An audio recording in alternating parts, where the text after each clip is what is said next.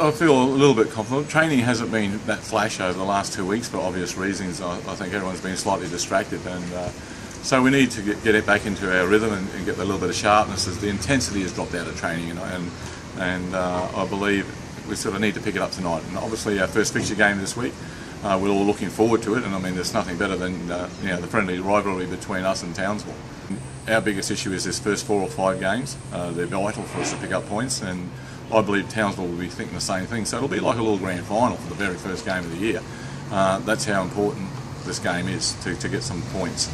Well, I believe the tempo will be a lot quicker. I mean, Townsville were very quick in the training game that we played, and they kept that tempo up for the whole game. So keeping that in the back of the mind is how I've selected my side and the guys that are on the bench. Well, basically when Patrick passed away, that left us with a little bit of a hole, and who was actually going to play right fullback. And Tom put his hand up between a conversation with Tom and Alex Smith, and pretty much the same night they decided, Brian Stopford and myself, we were standing back and thinking, well, who are we going to slot in there?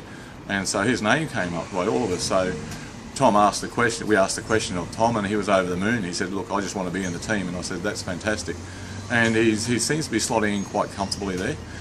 He's got good vision, he's got good ball control. It's just a matter of getting his positioning right. Now, they'll only come with a couple of extra games. Important is the balance. And so far, and that's where someone like Mitch Bevan, who's come as left-footed, slightly different player to Tom, a little bit more experienced, and he just gives us that little bit of a balance, and he compensates with Alex, and then you've got someone who's a little bit more mobile and robust, I suppose, in Jamie Gosling. So it's having that balance, and the boys around them just seem to be fitting in well also. Well, I think we're expecting a lot from Alex, and I think maybe we're putting too much pressure on him, because at the end of the day, Alex is one player. And so I think what we're expecting of Alex is the influence he's going to have on the players around him. But I said to Alex, we still need to remember that you have to play and be Alex Smith, the player.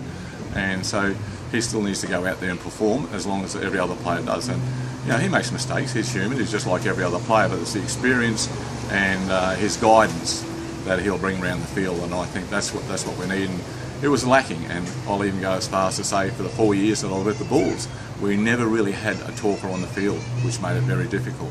Oh, well, I'd like to claim any sort of shield, but the most important part is, you'll always hear this, players and coaches, the points are the vital thing for us. So pretty much it's like, you play brilliantly and lose, or you play poor and win.